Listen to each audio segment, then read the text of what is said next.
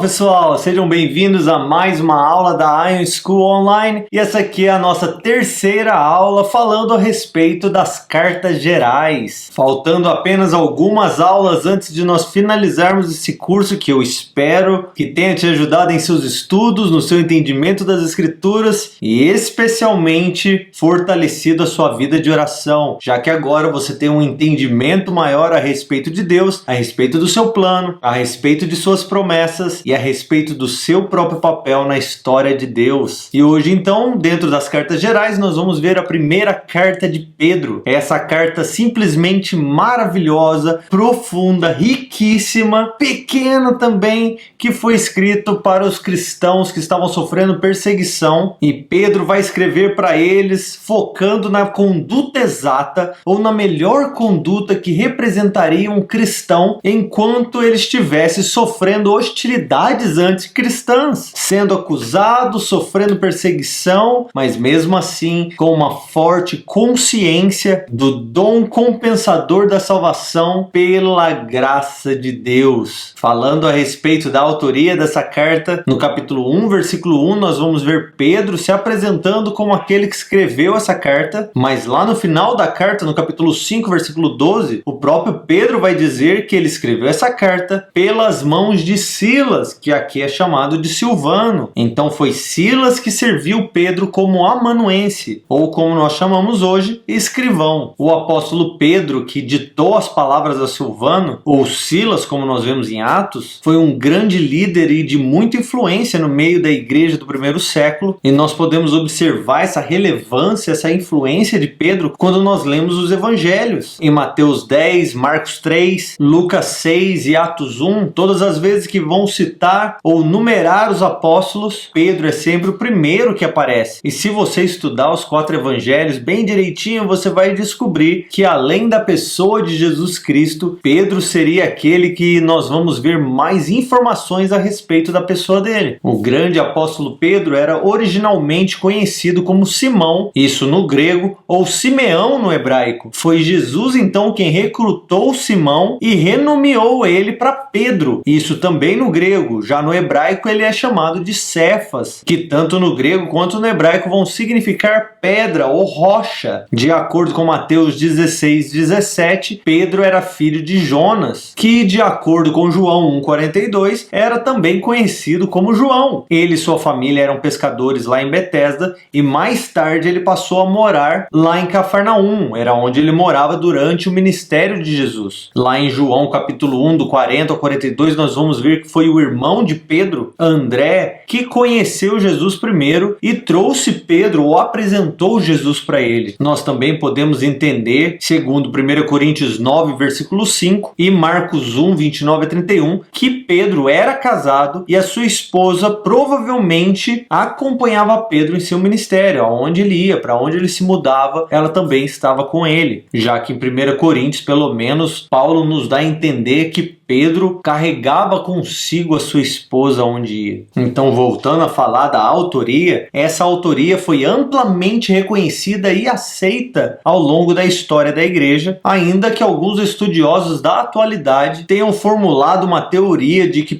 Pedro era, na verdade, um sermão litúrgico ou batismal, que ia somente do capítulo 1, versículo 3, até o capítulo 4, versículo 11, e que ele foi mais tarde transformado em carta, quando recebeu o acréscimo desses trechos antes e depois dessa porção. Isso, capítulo 1, versículo 1 e 2, e do capítulo 4, versículo 12 até o 5, 14. E segundo eles, então, por este motivo, essa carta não teria sido escrita por Pedro. Mas antes desses caras começarem com mimimi, a autoria dessa carta já estava muito bem estabelecida. E Pedro, como uma das colunas e grande líder dentro da igreja, ele sabia muito bem o que era ser perseguido. E por isso ele também escreveu aos cristãos com essa autoridade, com esse entendimento de alguém que já foi perseguido, escrevendo a eles, chamando eles de peregrinos. Ele foi espancado, ameaçado, punido, preso por pregar o evangelho. Ele sabia o que era perseverar sem amargura, sem perder a esperança. Ele sabia o que era permanecer obediente. E essa grande experiência que Pedro teve tanto durante o ministério de Jesus quanto depois da sua ressurreição e ascensão ao céu, ajudando a liderar liderar, encabeçar o ministério da igreja apostólica, é que deu a Pedro a capacidade de escrever essa pequena carta com um valor gigantesco para nós. Falando a respeito da datação dessa carta, como eu já citei, o tema da perseguição está em toda a carta, o que vai nos sugerir, segundo algumas outras dicas e outras provas internas do livro, que essa carta teria sido escrita entre 63 a 65 depois de Cristo, um pouco antes de Pedro ter sido martirizado nas redondezas ali de Roma. E isso teria acontecido por ordem do imperador Nero, que foi quem, logo depois dessa carta, começou uma grande perseguição contra os cristãos. Então, antes de sua morte, enquanto ele estava escrevendo essa carta, falando a respeito do assunto de perseguição, essa perseguição que ele estava falando a respeito era só o começo daquilo que estava vindo pelas mãos de Nero. Era o começo do que a igreja iria experimentar globalmente naquela época, onde eles eram mortos às dúzias, onde eles eram queimados vivos, pendurados em postes para iluminar as ruas, jogados às feras, feitos como entretenimento para aqueles que assistiam,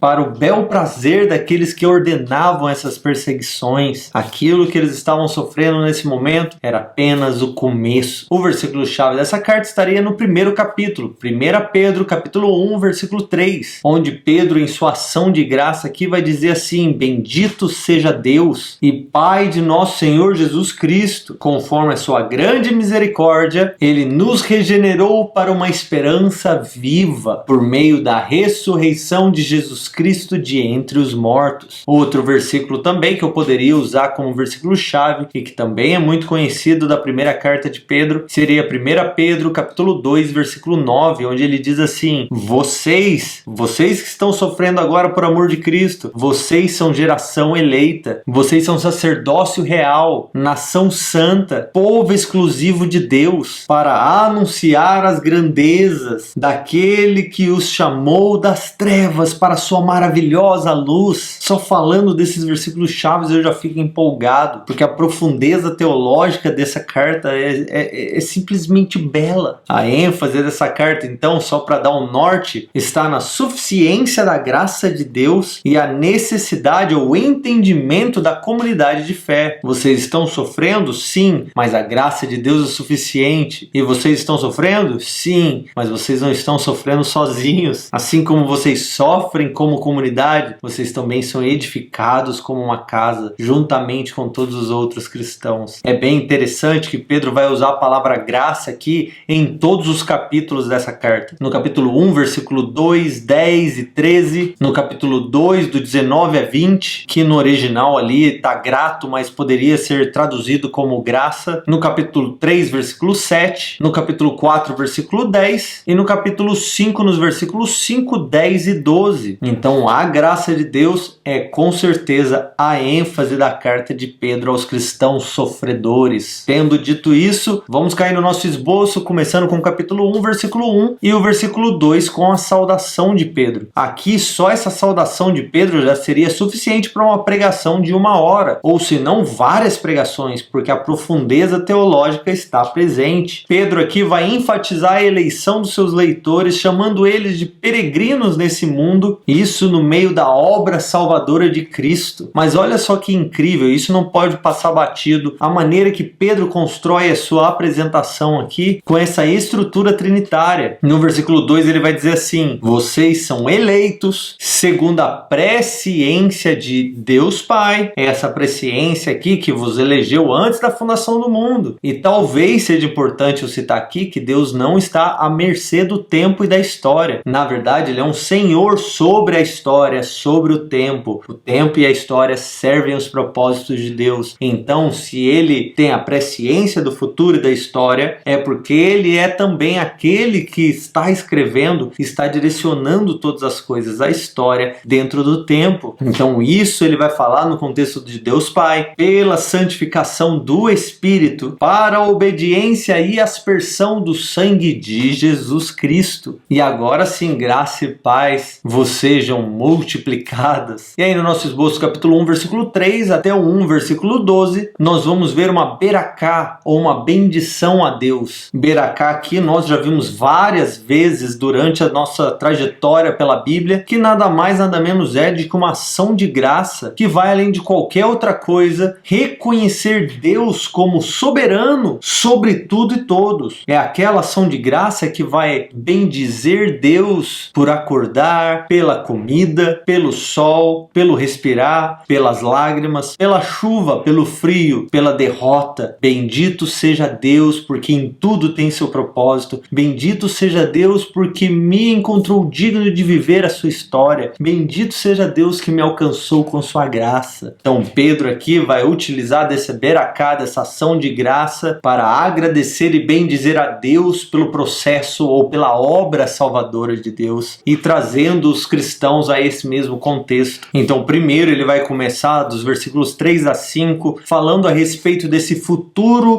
dos seus leitores, que é um futuro certo. Ele vai dizer que Deus os regenerou. Essa obra começa com Deus. Essa obra é feita por Deus. Por quê? Porque você estava morto. O Senhor te regenerou. E por que Ele te regenerou? Para uma esperança viva, para um destino, para uma história, para um lugar, para algo. Ele tem um plano. Ele não te regenerou simplesmente para que você vivesse por aí. Não, Ele te regenerou para algo específico. E Ele fez isso segundo a sua grande misericórdia. Como? Pela ressurreição de Jesus Cristo. A obra salvífica de Deus que te regenerou começou com a ressurreição de Jesus dentre os mortos, provando que de uma vez por todas Ele é Senhor sobre tudo e todos. Mas para que eu fui alcançado? Nós fomos alcançados para uma herança. Essa é a esperança viva, uma herança que não perece, que não apodrece, que não pode ser roubada. Ela está guardada para nós. E é isso que Pedro está tentando dizer para os seus leitores. Aguente firme porque essa herança está reservada para vocês, que são guardados por Deus e são guardados para a salvação que vai se manifestar. Agora, então, sabendo dessa promessa, sabendo desse futuro que é certo, Pedro vai focar aqui do 6 ao 9 nas perseguições, nas tribulações que eles estão vivendo nesse momento da história deles. Porque, lembrando, eles são peregrinos. Enquanto você lê essa carta de 1 Pedro, ajuda muito você a entender o contexto do que ele está falando, se você tiver em mente o povo de Israel saindo do Egito, atravessando o Mar Vermelho. O Senhor os libertou, os salvou, deu vida, deu uma promessa de uma terra prometida, mas eles ainda têm um deserto pela frente. Eles estão agora peregrinando, não como alguém que vai sem rumo caminhando por aí, mas eles ainda têm que caminhar muito tempo. Atrás deles não tem volta, não tem para onde ir, só tem morte, mas adiante deles também tem uma trajetória, uma jornada. E essa é a nossa vida como cristãos. Nós somos peregrinos. Nos versículos 6 e 7, Pedro vai dizer assim para eles: nisso exultais. Nisso aqui falando da salvação. Se alegrem com a salvação, mesmo que sejais necessariamente afligidos por várias provações por um pouco de tempo, para que a comprovação da vossa fé, que é mais preciosa que o ouro, mesmo o ouro purificado pelo fogo, que essa comprovação de fé redunde em louvor, em glória e honra na revelação de Jesus Cristo. Isso falando a respeito do seu retorno. Quando ele vier, todo esse sofrimento vai simplesmente sumir da sua memória, sumir da sua frente. Esse é o objetivo da vossa fé, a salvação da vossa alma, ele vai dizer. Aí depois dos versículos 10 a 12, ele vai falar sobre como essa salvação que nós estamos aproveitando, nos alegrando, essa salvação que nos alcançou pela graça e misericórdia de Deus, ela não é uma notícia nova. Ela é uma boa notícia, mas ela não é uma nova notícia. Ela já havia sido profetizada pelos profetas da antiguidade, mas essa salvação que eles proclamaram não estava disponível para eles, nem para eles e nem para os anjos, porque ela era para nós. Os profetas declaravam essas profecias a respeito do Messias, a respeito da salvação, a respeito da restauração, de uma nova aliança. Depois eles esperavam, eles indagavam a respeito daquilo que eles acabaram de declarar. O mesmo Espírito Santo que veio sobre nós é o mesmo Espírito Santo que usou a boca boca dos profetas, mas o que ele disse através deles não era para eles. Eles estavam falando a respeito de nós. Lá no versículo 12 ele vai falar que até os anjos desejam examinar essas coisas, falando a respeito da salvação, da história do plano eterno de Deus para redimir o seu povo e nos tornar sua família. Depois do nosso esboço, capítulo 1, versículo 13 ao 2, versículo 10, nós vamos ver Pedro agora trazendo a exortação ou o chamado à vida santa como um povo de Deus. Agora então, dos versículos 15 a 17, a ênfase está no chamado e no caráter de Deus, e dos versículos 18 a 21, na obra redentora de Jesus. Pedro vai lembrar eles aqui, os seus leitores, de que a graça de Deus que alcançou eles de maneira salvífica era para que isso se tornasse em um modo de vida totalmente santo e piedoso. Vocês devem ser santos, porque o vosso Deus é santo. Especialmente, isso do versículo 22 ao capítulo 2, versículo 3, na sua vida comunitária, porque você não está nessa jornada sozinho, você não está num processo de santificação sozinho. Por isso, no capítulo 1, versículo 15, ele vai dizer assim: sede vós também santos em todo o vosso procedimento, assim como é santo aquele que vos chamou, porque está escrito, sede santos, porque eu sou santo. No capítulo 1, 22, ele continua e ele vai dizer assim: já que tendes a vossa vida purificada pela obediência à verdade, que leva ao amor fraternal não fingido, então amais uns aos outros de todo o coração. Depois do capítulo 2, do 1 ao 2, ele diz assim: deixando para trás toda maldade, todo engano, todo fingimento, toda inveja, toda difamação, desejai o puro leite espiritual, como bebês recém-nascidos, a fim de crescerdes por meio deles para a salvação. O objetivo de Pedro era de que eles entendessem de que eles estão conectados espiritualmente, eles precisam se edificar e se alimentar espiritualmente, porque eles estão também crescendo espiritualmente, avançando na salvação. E nesse processo de crescimento, o objetivo de Deus é de que eles sejam um templo de Deus, uma casa espiritual. Casa do Espírito é a mesma coisa que templo, o lugar onde homens espirituais oferecem sacrifícios espirituais. É isso que ele está falando aqui dos versículos 4 ao 8 agora. Vocês são casa espiritual, cada um de vocês é uma pedra, mas vocês são edificados sobre a pedra principal, a pedra angular, que é Cristo Jesus. Ele vai concluir usando a linguagem lá de Êxodo, capítulo 19, 5 e 6, e Oséias, capítulo 1, versículo 9 e 2, versículo 23, dando aqui aos cristãos a certeza de que eles são a continuação do povo de Deus. Eles não são um novo povo de Deus, eles são o mesmo povo de Deus agora, mas dessa vez com uma nova aliança. É nesse contexto que no versículo 9 e 10 ele vai dizer: vós sois geração eleita, sacerdócio real, nação santa, povo de propriedade exclusiva de Deus, para anunciardes as grandezas daquele que vos chamou das trevas para a sua maravilhosa luz. Antigamente vocês não eram povo, mas agora vocês são povo de Deus. Antes vocês não tinham recebido misericórdia, mas agora vocês receberam misericórdia. Viu como aquela imagem do povo saindo do Egito faz todo sentido? Lembra agora lá do Monte Sinai, da aliança com Deus? Agora nós temos a nova aliança. E ele está falando a mesma coisa. Vocês são geração eleita.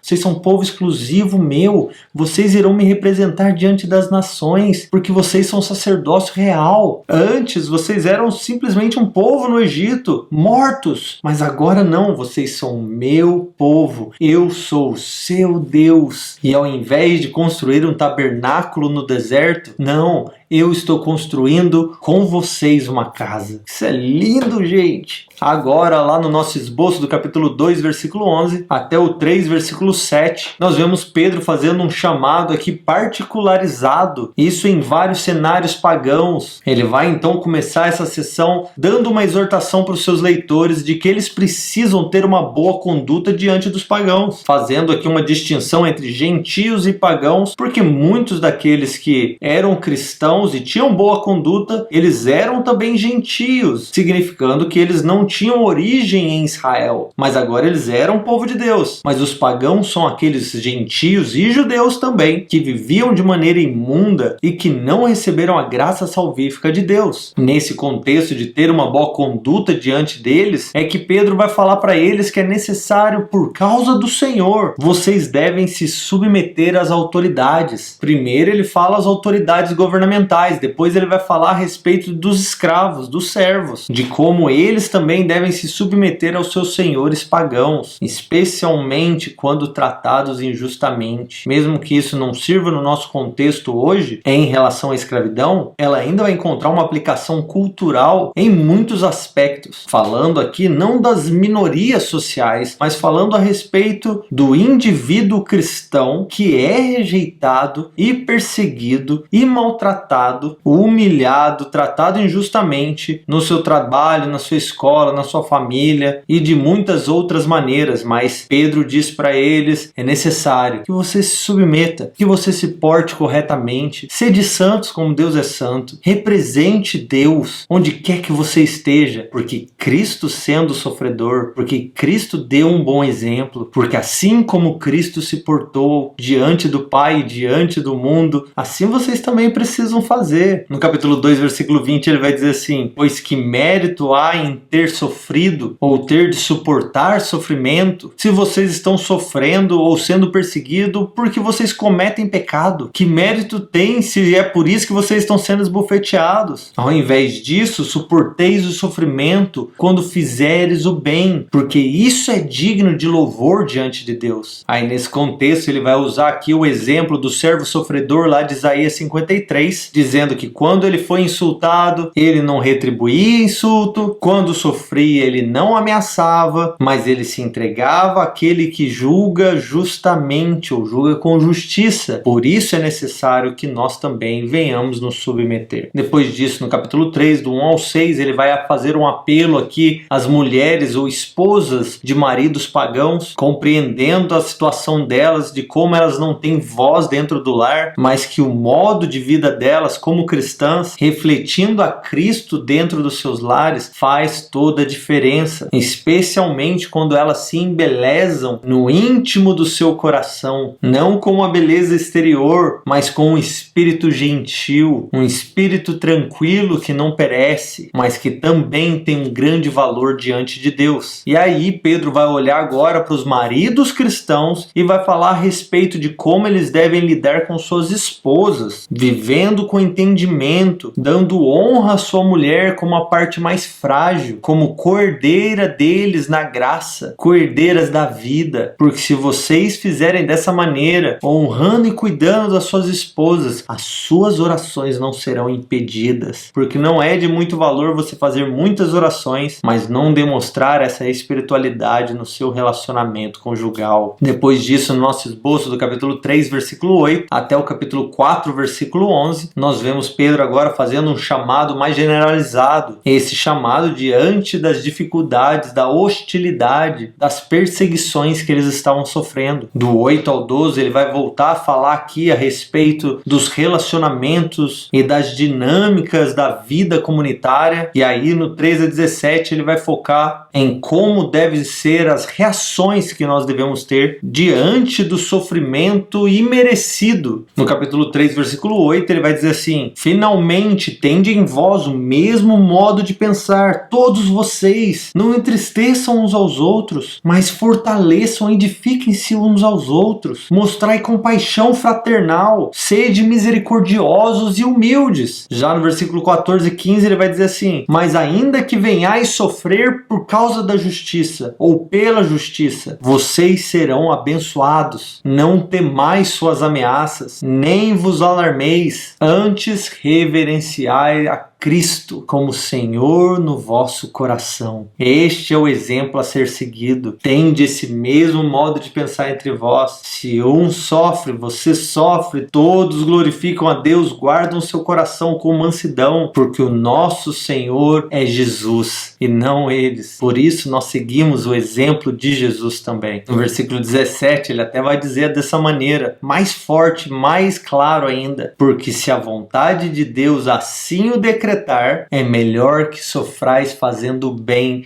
e não o mal. Aí agora ele vai recorrer ao sofrimento de Cristo, sua proclamação de triunfo, aos espíritos em prisão e a ressurreição de Cristo. Isso aqui no 18 ao 22. Ele vai usar da linguagem do batismo, misturado com a proclamação de Cristo de que ele é vencedor, vitorioso, e essa proclamação feita aos espíritos aprisionados. E isso tudo para falar sobre como nós fomos salvos por causa dos sofrimentos dele também. Ele vai continuar e até lá no capítulo 4, do 1 ao 6, ele vai continuar usando o exemplo de Cristo, o sofrimento de Cristo, como sendo um padrão. Primeiro ele usou o sofrimento de Cristo, a morte de Cristo, como padrão para nos falar a respeito de como nós fomos salvos por esse sofrimento ou pela obra de Cristo, mas agora ele vai usar o mesmo padrão para falar sobre como nós devemos deixar para trás o pecado, como nós devemos avançar em santidade, porque antes nós fazíamos como os gentios, nós fazíamos como os pagãos, mas agora não mais. Se eles acharem estranho que vocês não fazem como eles, que achem, vivam santos como Deus é santo. Aí do versículo 7 ao 11 ele vai voltar a falar com seus leitores sobre essa esperança da salvação, essa convicção da manifestação de Cristo, da nossa espera, da nossa jornada como peregrinos em comunidade. Por causa dessa espera, por quem nós somos, nós devemos amar uns aos outros, devemos ser hospitaleiros, devemos servir com os nossos dons, falando e servindo com a força que Deus nos conceder, porque é dessa maneira que cada um deles iria glorificar a Deus. Depois do nosso esboço, capítulo 4, versículo 12, ao capítulo 5, versículo 11, nós vemos a conclusão de Pedro com sofrimento, esperança e conduta cristã. Nessa sessão, então, Pedro vai tratar a respeito do sofrimento dos seus leitores uma última vez, do capítulo 4, do 12 ao 19, falando para eles com essa consciência da soberania de Deus mesmo durante o sofrimento deles, porque eles podem regozijar, se alegrar em poder participar do sofrimento de Cristo durante a nossa jornada, durante a sua jornada. No versículo 12 e 13 ele diz assim: amados, não estranheis a provação que vem sobre vós como fogo, como se estivesse acontecendo algo que é estranho para vocês, que vocês não sabiam que aconteceria, mas alegrai-vos por seres participantes do sofrimento de Cristo, para que também vos alegreis e exulteis na revelação da sua glória. Aí do capítulo 5, do 1 ao 4, Pedro vai exortar aqui os presbíteros, sendo ele também um presbítero, a conduzir o seu povo por exemplo, sendo um bom pastor. Falando essas coisas agora com os presbíteros, antes de no versículo 5, ele falar uma última vez a respeito desse conceito ou desse contexto comunitário. No versículo 2 e 3 ele vai falar assim: presbíteros, pastoreai a igreja, o rebanho de Deus que está entre vós, cuidando dele não por obrigação, mas espontaneamente, segundo a vontade de Deus, não por interesse de ganho ilícito, mas de boa vontade, não como dominadores daqueles que foram confiados a vocês, mas servindo a eles com exemplo. Sejam bons servos do corpo de Cristo. Logo depois disso, do versículo 6 ao 11, ele vai voltar a falar dessa dificuldade da nossa espera pela manifestação de Cristo. No 6 e 7 ele vai dizer assim: portanto, humilhai-vos diante da poderosa mão de Deus, para que ele, ao seu tempo, vos exalte, lançando sobre ele toda a vossa ansiedade, porque é ele quem tem cuidado de vós. Aí no versículo 10 ele diz assim: e o Deus de toda graça, que em Cristo vos chamou para sua eterna glória, depois de haver sofrido um pouco, ele mesmo vos haverá de reabilitar, confirmar, fortalecer e alicerçar. Então, meus queridos leitores, Pedro estava tentando aqui encorajar os seus leitores: segura as pontas, fiquem firmes. Nós já sabíamos que o sofrimento viria, é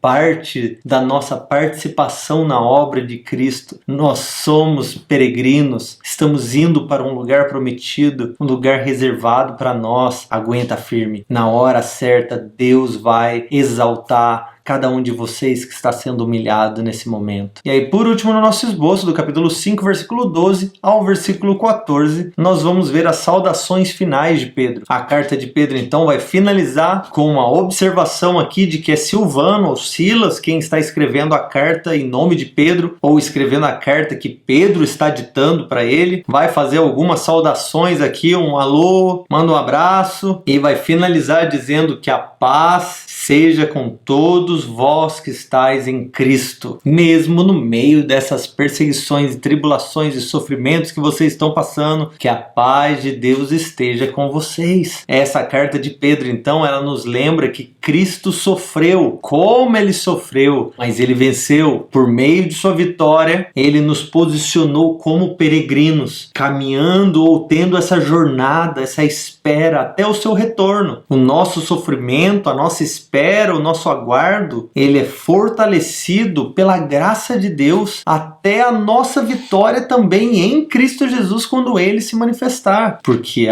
como a sua manifestação será gloriosa. Até lá, vamos ficar em paz, bendizendo o nome do Senhor Deus em tudo que nós passamos, diante de tudo que nós vivemos, diante de todos que nos veem viver, que participam da nossa vida, porque é dessa maneira que nós glorificamos a Deus na nossa jornada de peregrinos. E é assim que nós vamos finalizar essa carta. Nós nos vemos na próxima aula, se Deus quiser. Deus abençoe.